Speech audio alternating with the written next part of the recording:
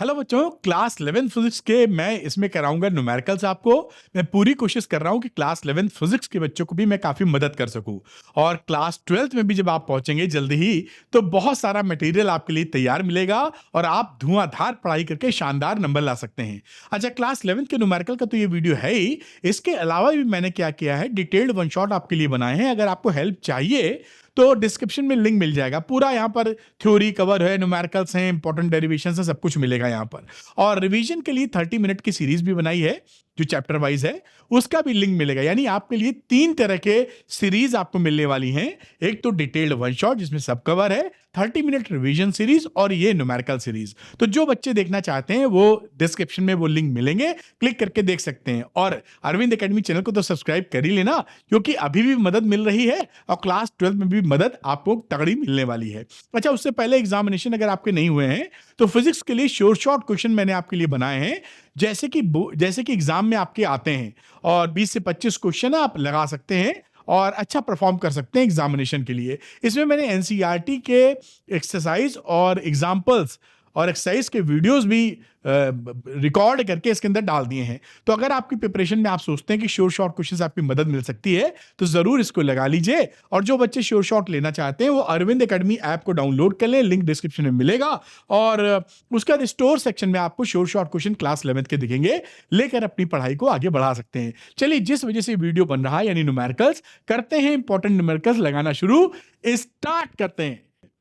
अब एक सवाल सा आ जाता है जो कि बहुत ही मजेदार और सरल सवाल है एनसीईआरटी का। ये करते हैं, लिखा ये कि एग्जाम में बड़ा आता है आपका, सरल है लेकिन एग्जाम में आता है। एनसीईआरटी का कोई भी एग्जाम्पल मिस मत करिएगा। तो a steel wire of 0.72 metre long has a mass of this one. ठीक, if the wire is under a tension of 60 newton, what is the speed of transfer wave of on the wire. तो transfer wave की हमको speed निकालनी है stressed string में। तो देखिए यहां पर ये कहानी है, जैसे आप समझ पाए, ये स्ट्रेस्ड स्ट्रिंग है और इसमें फॉर्मूला लगता था V is equal to √T/m। m को म्यू भी लिखा जाता है या √T/म्यू। म्यू क्या था? T था टेंशन और म्यू था या स्मॉल m था लीनियर मास डेंसिटी, यानी एक यूनिट लेंथ का कितना मास होता है। आइए निकाल लेते हैं। तो U या म्यू क्या है? Mass per unit length. तो m की वैल्यू में total mass upon total length. Total mass दे रखा है वायर का 5 × 10⁻³ और टोटल लेंथ है 0.72 मीटर, क्वेश्चन में दिया था, डिवाइड मार दिया।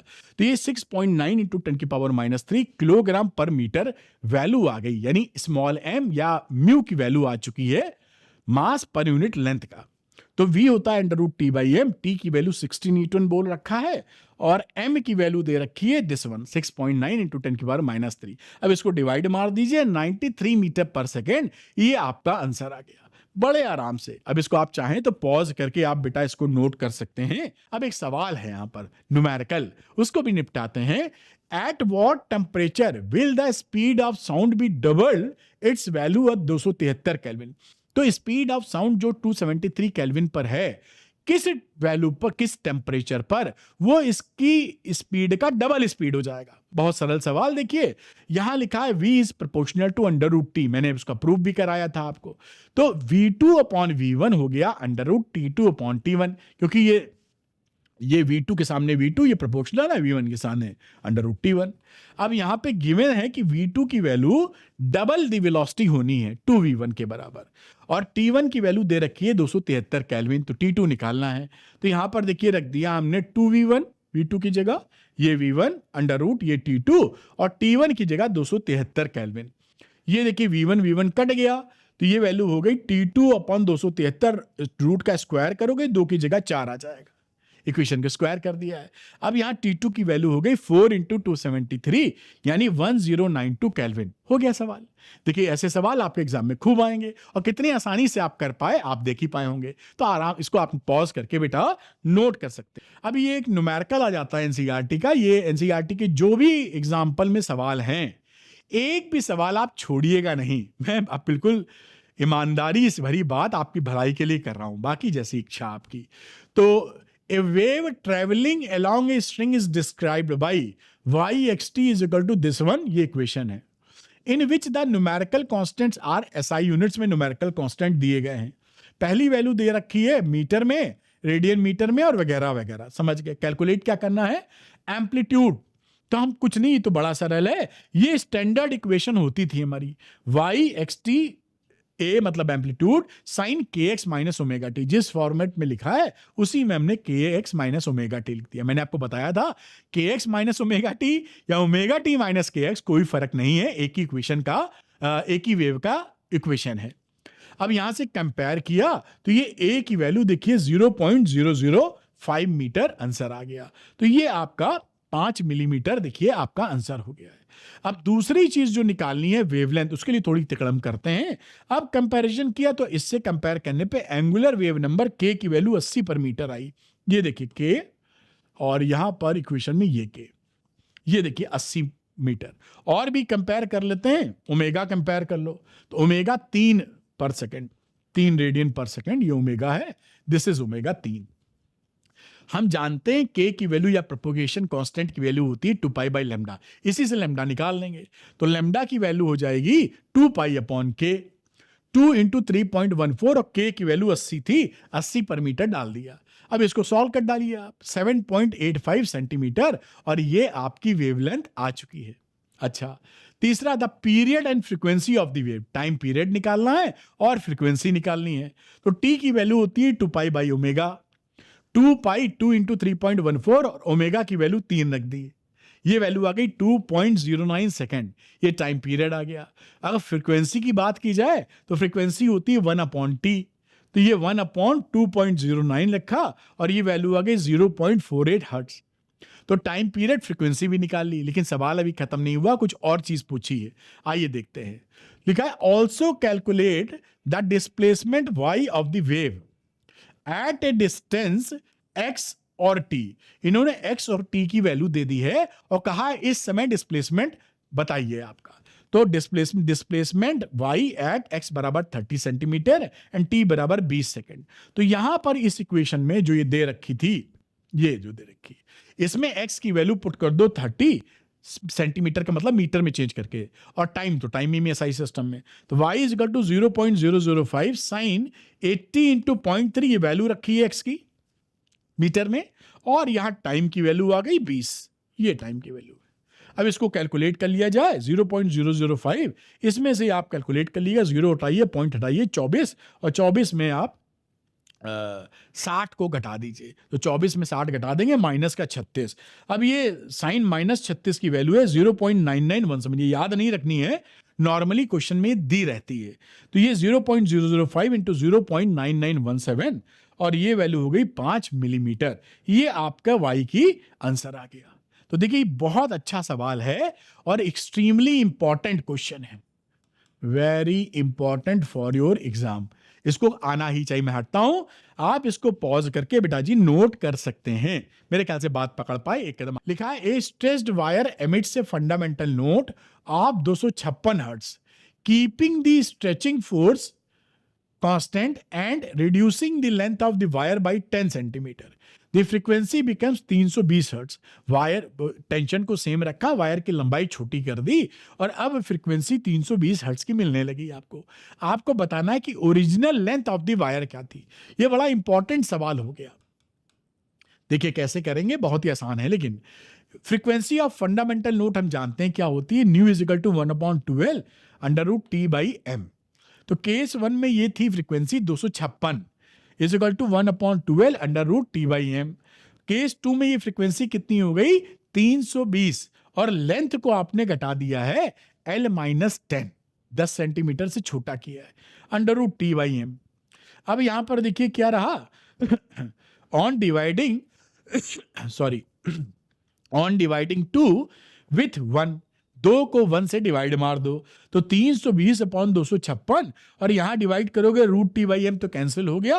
2L, ये देखिए इसके ये डालोगे तो 12 अपॉन 2L माइनस 10, 2 गया कट यहां, तो 320 अपॉन 256 हो गया 5/4 L upon L minus 10, cross multiply कर दीजिए, तो ये L से 4 मल्टीप्लाई किया, और ये 5 को L माइनस 10 से, तो 5L माइनस 50।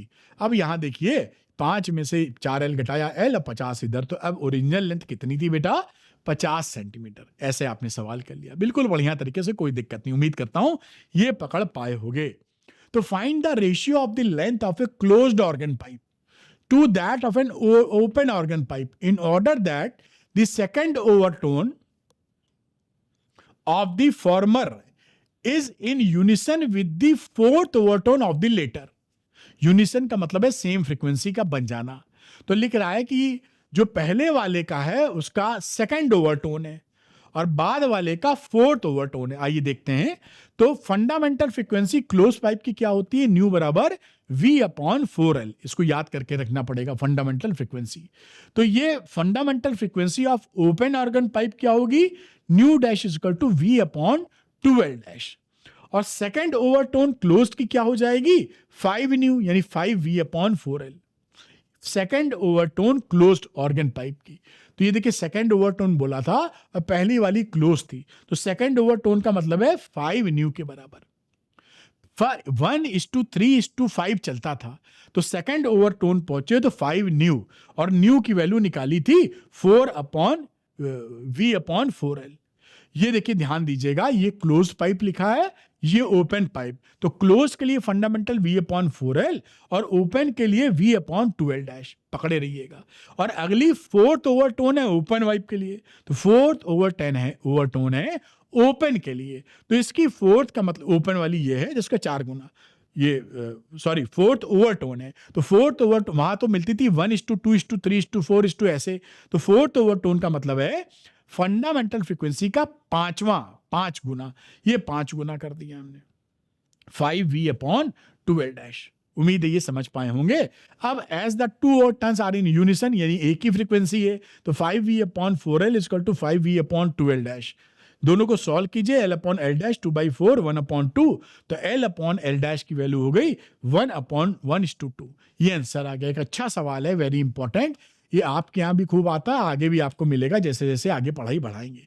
तो उम्मीद करता हूं इसको आप पॉज करके नोट कर सकते हैं बेटा। तो लिखा है the points of the prongs of a tuning fork B originally in unison with a tuning fork A of the frequency 384। जब यूनिसन है यानी दोनों की फ्रीक्वेंसी सेम है, तो ए और बी इस समय 384 हर्ट्ज पर है। अब आर फाइल्ड मतलब घिस दिया है, and the fork produces 3 beats per second when sounded together with A, यानी B को हमने घिस दिया। अब A से वो 3 बीट प्रोड्यूस कर रहा है। What is the frequency of B? B की फ्रीक्वेंसी आप बताइए, ओरिजिनल फ्रीक्वेंसी बताइए। तो फ्रीक्वेंसी ऑफ ट्यूनिंग फॉर्क कितनी थी? A 384। As tuning fork B is in unison with A, तो सो इट्स ओरिजिनल फ्रीक्वेंसी 384 हो गई, है ना। अब देखिए बीट फ्रीक्वेंसी 3 पर सेकंड आपको मिल रही है, तो पॉसिबल फ्रीक्वेंसी ऑफ बी क्या हो जाएगा आफ्टर फाइलिंग? 3 ज्यादा या 3 कम? तो ये वैल्यू हो जाएगी 384 में 3 जोड़ दो या 3 घटा दो। डिफरेंस होना चाहिए 384 का, 387 या 381। अब आप देख रहे हैं कि as the frequency increased on filing, घिसने पर फ्रीक्वेंसी बढ़ती है, इसलिए बीट फ्रीक्वेंसी हमारी 387 होनी चाहिए, क्योंकि घिसने पर फ्रीक्वेंसी हमारी बढ़ती है 384 में +3, तो 387 इज द आंसर। ये देखिए इस तरह से आंसर हो गया। ये देखिए पूरा मैं हटता हूं, इसको आप नोट कर लीजिए पॉज करके। उम्मीद करता हूं नोट कर। तो बच्चों वीडियो खत्म होने से पहले याद दिला दूं कि आपके लिए न्यूमेरिकल्स जो सीरीज है जो आप वीडियो देखे हैं, उसके अलावा आपको 1 शॉर्ट डिटेल्ड वीडियो का भी डिस्क्रिप्शन में लिंक मिलेगा। 30 मिनट रिवीजन के लिए भी आपको पूरी सीरीज कंप्लीट मिलेगी। आप इसको जरूर देखिए। अरविंद एकेडमी चैनल को सब्सक्राइब भी कीजिएगा, क्योंकि 12th में भी आपकी बहुत मदद होने वाली है। और अगर आपके एग्जामिनेशन नहीं हुए हैं, आप चाहते हैं कुछ ऐसे स्पेसिफिक क्वेश्चंस मिल जाएं जो जिस तरह के क्वेश्चन आपके एग्जाम में आते हैं, तो ये शॉर्ट क्वेश्चन आप लगा सकते हैं। एनसीईआरटी एक्सरसाइज और एग्जाम्पल्स पूरी किताब के मैंने वीडियो फॉर्मेट में रिकॉर्ड करके शॉर्ट क्वेश्चन में दिए हैं, इसके भी आप मदद ले सकते हैं। तो जो बच्चे शॉर्ट क्वेश्चन लेना चाहते हैं वो अरविंद एकेडमी ऐप को डाउनलोड कर लें, उसके स्टोर सेक्शन में जाइएगा, यहां पर आपको शॉर्ट क्वेश्चन मिल जाएंगे, लेके लगा मारिए। और फिर से मैं कहूंगा अरविंद एकेडमी चैनल को सब्सक्राइब करना मत भूलिएगा, अभी भी मदद मिलेगी। और क्लास 12th में जबरदस्त मेरे जो नॉलेज है, मेरा जो एक्सपीरियंस है, उससे आप बहुत ही शानदार परफॉर्मेंस कर सकते हैं। Thank you very much, wish you all the best. Arvind academy channel को सब्सक्राइब करना मत भूलिएगा। गॉड ब्लेस यू बेटा।